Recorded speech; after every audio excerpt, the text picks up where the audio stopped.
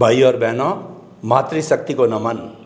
Studio में हमारी सत्संग प्रारंभ हो चुकी है और सत्संग के अंदर हम लोग इतने मग्न हो गए हैं कि हमारा ध्यान कहीं जाता ही नहीं है। इसका कारण ये है कि जो सत्संग कराने वाले ज्ञानी पुरुष साक्षात हमारे स्टूडियो में हमारे सामने विराजमान हैं और वो जो बात कह रहे हैं कोई पुस्तकीय ज्ञान की बात नहीं कह रहे हैं, वो अनुभव वाणी बता रहे हैं। अनुभव वाणी में बहुत बड़ा आकर्षण होता है क्योंकि वो जीवन का निष्कर्ष होता है। वो बहुत चिंतन मनन और निध्यासन के बाद में भीतर से निकलता है। ऐसे स्वामी जी को पाकर के हम कृतार्थ हुए। स्वामी जी, समस्त श्रोताओं की तरफ से आपका बहुत बहुत धन्यवाद, नमस्कार, जय सच्चिदानंद। जय सच्चिदानंद। स्वामी जी, हमारी सत्संग प्रारंभ हो गई है और आपने पहले एपिसोड में एक बड़ी गूढ़ बात कही कि जो मन वचन काया वो जड़ है और हमारा जो आत्मा है, चेतन तत्व है, वो ज्ञान दर्शन वाला है। तो जड़ तत्व जो है चेतन को क्या फायदा कर सकता है, ये एक बहुत बड़ी गूढ़ बात है। और मेरे ख्याल से अध्यात्म विज्ञान का जो मूल आधार बेस है वह भी यही है कि मन वचन काया से मुक्त, ऐसा मैं शुद्ध आत्मा हूँ।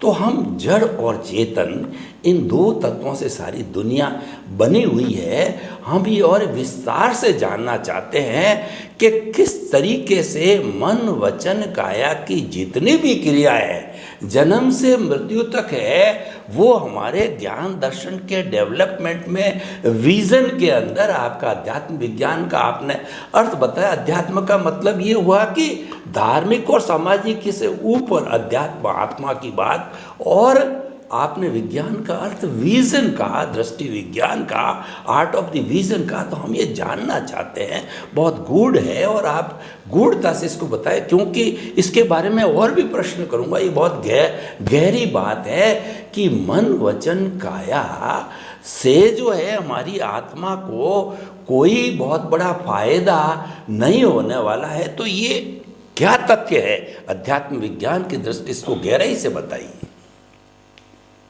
आप सबको मेरा नमस्कार, जय सच्चिदानंद। देखो, आध्यात्म विज्ञान का जो विषय है वो वैसे तो बहुत गहन विषय है। शास्त्रकारों के माध्यम से कहो या शास्त्रकारों के हिसाब से कहो या साधु संत और सन्यासियों के माध्यम से कहो तो वो बहुत गहन विषय है। मगर जब अनुभूति होती है और जब दर्शन कहो या दृष्टि जब खुली हो जाती है तो आपके लिए वो सहज, सरल और सुगम बन जाता है। क्योंकि जब आप खुद ही अनुभव कर रहे हैं और वही बात बतानी है तो आपके लिए कोई डिफ़िकल्ट नहीं है।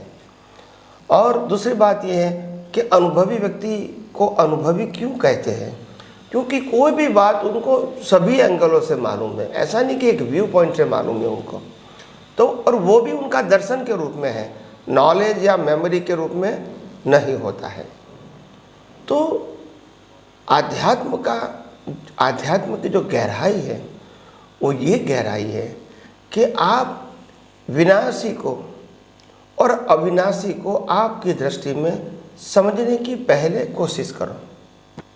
विनाशी कभी अविनाशी नहीं बनेगा और अविनाशी कभी विनाशी नहीं बनेगा। ये सिंपल प्रिंसिपल है। दूसरी बात, अविनाशी ऐसे तो 6 तत्व है, एक नहीं है, मगर उसमें से 6 में से एक तत्व ऐसा है जो अविनाशी भी है और चेतन है। बाकी के अविनाशी है, चेतन। तो फिर ये समझना पड़ेगा, तो फिर बाकी के जो 5 तत्व वो भी अविनाशी, ये भी तत्व अविनाशी जिसको हम चेतन कहते हैं। तो डिफरेंट क्या है? तो डिफरेंट है ज्ञान और दर्शन का। जड़ के अंदर ज्ञान दर्शन नहीं होता है, जड़ के अंदर मैकेनिकल क्रिया होती है। तो मैकेनिकल क्रिया होना, जैसे मन में मैकेनिकल क्रिया, बोलना मैकेनिकल क्रिया, फिजिकल क्रिया करना वो भी मैकेनिकल है। तो वो जड़ का गुण है और इसीलिए उसको रिलेटिव सत्य बताया, प्रकृति बताया, कुदरती रचना बताया, जिसकी बिगिनिंग और एंड होती है और परिवर्तनशील भी होती है। तो जो ज्ञान दर्शन है, ये ज्ञान दर्शन कोई क्वांटिटी की बात नहीं है। कई लोग प्रश्न करते हैं कि स्वामी जी अनंत ज्ञान, अनंत दर्शन का मतलब क्या है? तो वो क्वांटिटी नहीं है, क्वालिटी है। दुनिया में जितने भी प्रकार के रिलेटिव सत्य है, उसके सामने वही अवस्था को सनातन सत्य से देखना, यूनिवर्सल ट्रूथ से देखना, वो अनंत दर्शन है। अनंत दर्शन वो क्वांटिटी नहीं है, क्वालिटी है, क्वालिटी ऑफ योर विजन।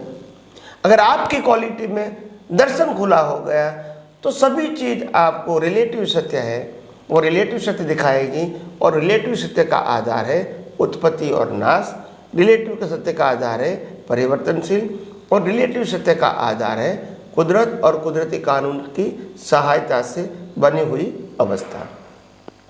तो उसमें तो कोई ज्ञान दर्शन नहीं होता है, शब्दों के माध्यम से ज्ञान दर्शन होगा, मगर वो ज्ञान दर्शन मूल ज्ञान दर्शन नहीं है।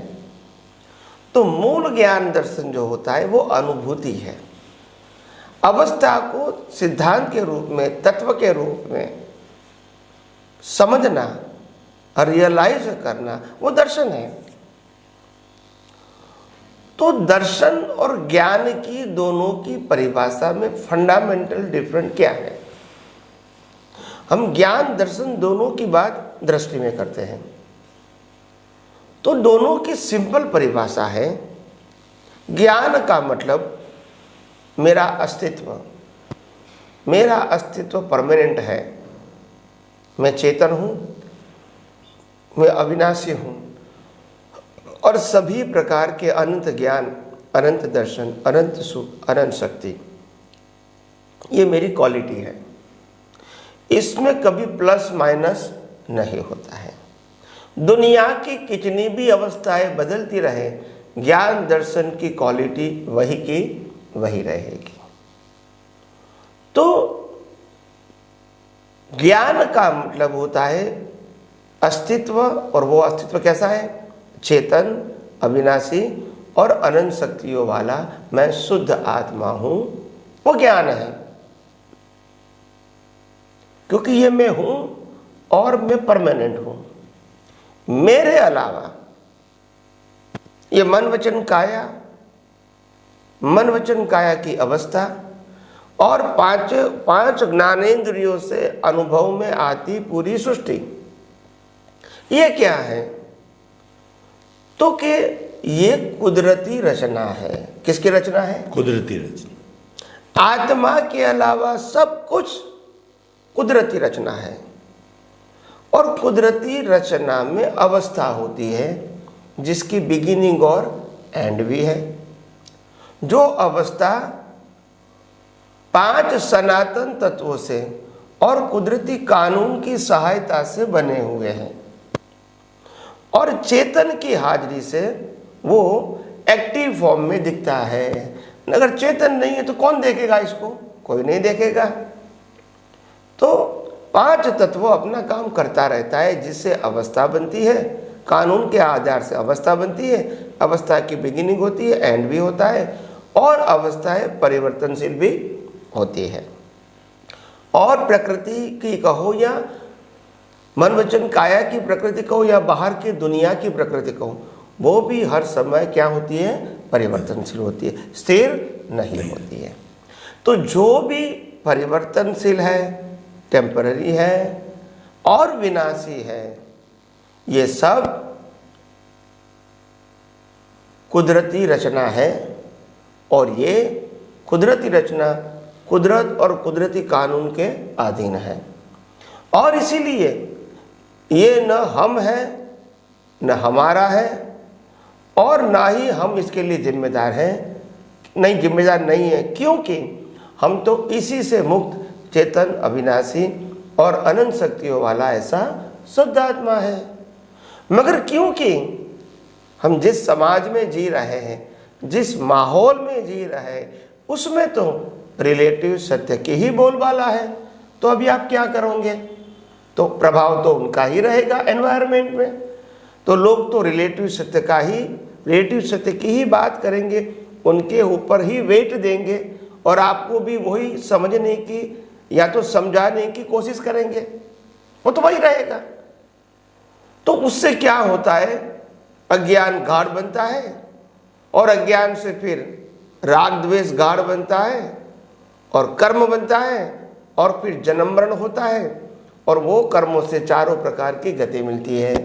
मनुष्य गति, पशु योनि, नर गति और देव गति मिलती है। तो आध्यात्म विज्ञान ये कहता है अगर आपको चार गति में नहीं घूमना है, क्योंकि चारों चार गति रिलेटिव सत्य है, आत्मा की सिर्फ हाजिरी है, अवस्था सब कुदरती रचना है, तुम्हारी नहीं है। तो कुदरत कहती है कि ये दुनिया में जो रिलेटिव सत्य है, अवस्था के रूप में है, पांच तत्व से बनी हुई अवस्था के रूप में है, ये तो सब मेरा है। बॉडी भी मेरी है पंच महाभूतों की, इसको जिंदा रखने के लिए हवा पानी खुराक भी मेरा है, ये बॉडी को डाइजेस्ट करके ब्लड बनाना, पूरी बॉडी में फैलाना, वो भी मेरा काम है। कर्मों की भुगतान के संजोग देना, वो भी मेरा काम है। सत्ता संपत्ति संबंध साधन देना लेना, वो भी मेरा काम है। लास्ट में आयुष्य बंद करना, वो भी मेरा काम है। और आपके बॉडी को जला के पंच महाभूतों में मिलाना, वो भी मेरा काम है। तो यानी आप तो कोई जगह पे है ही नहीं, मगर क्योंकि रिलेटिव सत्य की बिलीफ के आधार से मैं शरीर हूँ, मैं सोच रहा हूँ, मैं बोल रहा हूँ, मैं कर रहा हूँ, और सत्ता संपत्ति संबंध साधन मेरे हैं, ये मान्यता के आधार से कर्म बनते हैं। और वो कर्म को मिटाना है तो अज्ञान को मिटाना पड़ेगा। और अज्ञान क्या है? अज्ञान फंडामेंटल चार प्रकार के हैं। पहला प्रकार का अज्ञान है मैं शरीर हूँ। दूसरा प्रकार का अज्ञान है मैं शरीर को चला रहा हूँ। तीसरा प्रकार का अज्ञान है शरीर के साथ जुड़ा हुआ सत्ता संपत्ति संबंध और साधन का मैं मालिक हूँ।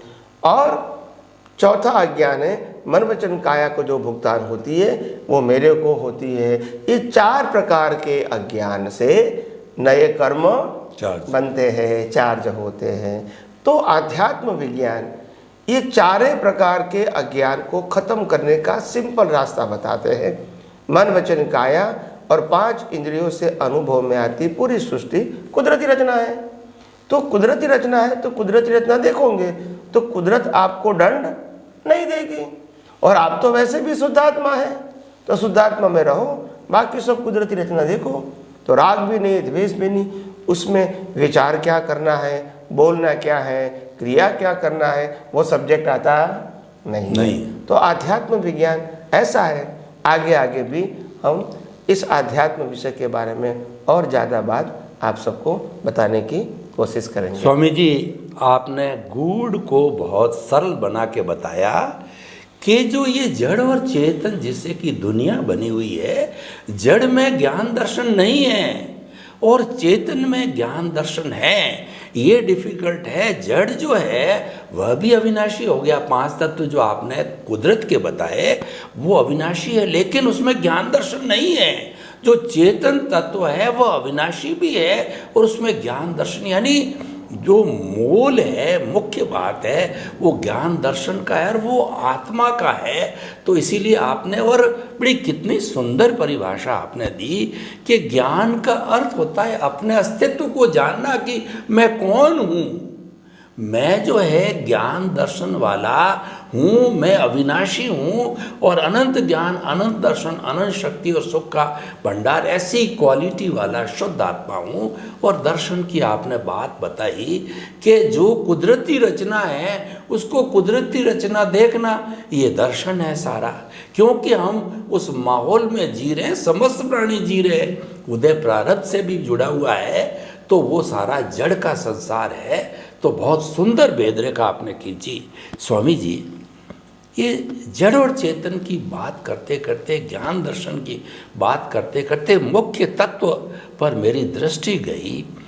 तो मैं ये जानना चाहता हूँ कि एक आत्मा इस शरीर का सारा भुगतान करा के, मन वचन काया का भुगतान करा के जब इस शरीर को जला दिया जाता है जड़ के रूप में और चेतन दूसरे शरीर को धारण कर लेती है, तो उसके साथ में क्या जाता है और उसको और मजबूत करने के लिए, क्योंकि हमारा जो लक्ष्य है मुक्ति का मार्ग है, उसको जो है और मजबूत करने के लिए, यानी मैं ये कहना चाहता हूँ और आप इसको विस्तार से बताएंगे कि हमारा ज्ञान दर्शन जो अस्तित्व है उसका डेवलपमेंट किस तरीके से इस जीवन में करें, ताकि कि सब कुछ जब छोड़ के जाए तो एक डेवलप्ड वस्तु, एक बहुत बड़ी चेतन की प्रॉपर्टी को साथ लेके जाए, ताकि वो हमारे आने वाले भवों में मुक्ति के लिए सार्थक बने। कृपया इस पर प्रकाश डालिए अध्यात्म विज्ञान की दृष्टि से।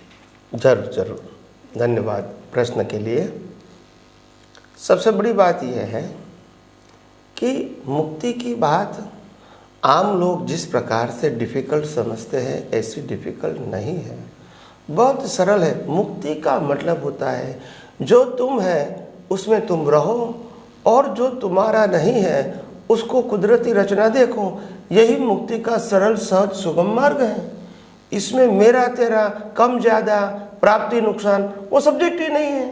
बिगिनिंग एंड वो भी सब्जेक्ट नहीं है। ये सब रिलेटिव सत्य का सब्जेक्ट है। आप रिलेटिव सत्य को प्राधान्यता देते तब भी आप पजल में है तो कुदरत का। तो इम्पोर्टेंट बात यह है कि हम आध्यात्म के मार्ग में हम जब आगे बढ़ना चाहते हैं तो आपने कहा जब कोई व्यक्ति की मृत्यु होती है और आत्मा एक शरीर में से दूसरे शरीर में ट्रांसफ़र होता है तो साथ में आत्मा के साथ क्या क्या जाता है। तो आत्मा के साथ आपका कर्म जाएगा इनटू इन्वर्टेड कोमा भावमन, और दूसरा आपका डेवलपमेंट जाएगा। वो डेवलपमेंट दो प्रकार का होता है, एक सम्यक और मिथ्या, दोनों साथ में जाता है। क्या बताया? दोनों साथ। यस, दर्शन 100% का आपका है, मगर वो दर्शन के अंदर 80% 90% मिथ्या ज्ञान मिथ्या दर्शन होता है और 10% सम्यक ज्ञान सम्यक दर्शन होता है, जिसका नाम है डेवलपमेंट, और दूसरे का नाम है रिलेटिव सत्य का ज्ञान। तो ये दोनों रहेगा आपके साथ, जहाँ तक अज्ञान जीरो नहीं होगा वहाँ तक। तो ये साथ में जाएगा, आत्मा जाएगा, भाव मन जाएगा और आपका डेवलपमेंट जाएगा। तो ये तीनों साथ में जाता है। साथ में जाएगा नेक्स्ट बर्थ में जो आपका डेवलपमेंट है वो भी आप उपयोग कर सकते हैं, और जो आपका रिलेटिव सत्य का ज्ञान है, मिथ्या ज्ञान मिथ्या दर्शन मोहनीय कर्म, इसका भी आप उपयोग कर सकते हैं। वो भी आपके पास है, दोनों आपके पास सत्ता में कैरी ऑन होता है। अभी आप इसका उपयोग करके पुरुषार्थ करके या तो संसार के लायक और सहायक कर्म बना सकते हैं, या तो सम्यक ज्ञान सम्यक दर्शन का उपयोग करके मोक्ष मार्ग के लायक और सहायक कर्म भी बना सकते हैं। दोनों ऑप्शन आपके पास खुले हैं।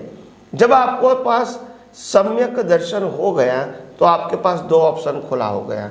जब सम्यक दर्शन नहीं है, मिथ्या ज्ञान मिथ्या दर्शन और मोहनीय है, मोहनीय कर्म ही आपकी दृष्टि में है, तो संसार के लिए लायक और सहायक कर्म ही बनेंगे। उस समय आपके पास ऑप्शन नहीं है। मगर जब आपको सम्यक ज्ञान और सम्यक दर्शन जब होता है तो आपके पास दो ऑप्शन रहता है। तो ये दो ऑप्शन होता है, वहाँ से आपका मुक्ति के मार्ग का उपयोग कहो, जागृति कहो, पुरुषार्थ कहो, अनुभूति कहो, डेवलपमेंट कहो, ये सब शुरू हो जाता है। और वो आप हर अवतार में अज्ञान को मिटा के सनातन सत्य की हेल्प से अज्ञान को मिटा के और ज़्यादा डेवलपमेंट भी बढ़ा सकते हो कोई भी अवतार में, जब दृष्टि प्राप्त होने के बाद। तो इम्पोर्टेंट बात यह है कि हम आध्यात्म के मार्ग में आगे बढ़ने के लिए हम जिस प्रकार से ये समझते हैं कि हम आध्यात्म विज्ञान में कुछ पाना चाहते हैं, मगर ये सब्जेक्ट बिल्कुल गलत है। आध्यात्म विज्ञान न पाने का सब्जेक्ट है न खोने का सब्जेक्ट है। आध्यात्म विज्ञान वो अनुभूति का सब्जेक्ट है, जो है उसकी अनुभूति करना, चाहे वो आत्मा के रूप में कहो चाहे कुदरत के रूप में कहो, अनुभूति है उसका करना है। इसमें मेरा तेरा मानने की ज़रूरत नहीं है। संसार में भी कुछ भी नहीं है आपका, और आत्मा भी जो है उसमें भी कुछ प्लस माइनस नहीं होता है। तो पाने का खोने का सब्जेक्ट वो तो रिलेटिव सत्य में होता है, आध्यात्म में वो नहीं होता है। तो जैसे जैसे समझ में आता है तब मालूम होता है कि आध्यात्म विज्ञान वो तो कुछ पाने का और खोने का सब्जेक्ट नहीं है। तो फिर क्या करने का है? आध्यात्म विज्ञान सनातन सत्य के रूप में ज्ञान और दर्शन को समझ के उपयोग करके अनुभूति करने के लिए है और रिलेटिव सत्य रूपी अज्ञान को मिटाने के लिए है। तो इसीलिए हम अगले एपिसोड में और कुछ ज़्यादा बात करेंगे। तो आइए हम सब एपिसोड का, आज के एपिसोड का हम समापन करते हैं। स्वामी जी आपका बहुत बहुत धन्यवाद। कितनी गूढ़ बातें, अगर पुस्तकीय ज्ञान की दृष्टि से देखें तो बड़े बड़े ग्रंथ पढ़ने पड़ेंगे, श्लोक याद करने पड़ेंगे, उनकी टिप्पणी, उनकी भाष्य वगैरह को पढ़ना पड़ेगा। लेकिन आपने कितनी सरल बात जो है मुक्ति के मार्ग की, जो सम्यक ज्ञान सम्यक दर्शन की एप्लीकेशन करते रहो, मुक्ति के मार्ग को बढ़ोगे। और मिथ्या ज्ञान मिथ्या दर्शन वो दोनों आपके पास है, उसकी एप्लीकेशन करोगे तो संसार में 4 गतियों में घूमोगे। स्वामी जी आपका समस्त श्रोताओं की तरफ से बहुत बहुत धन्यवाद, कृतज्ञता। और हमारे श्रोता बहुत संतुष्ट है, बहुत तृप्त है, और जब तक पूरी सत्संग चलेगी तो पूर्ण तृप्ति को प्राप्त हो जाएंगे। जय सच्चिदानंद। जय सच्चिदानंद। जय सच्चिदानंद।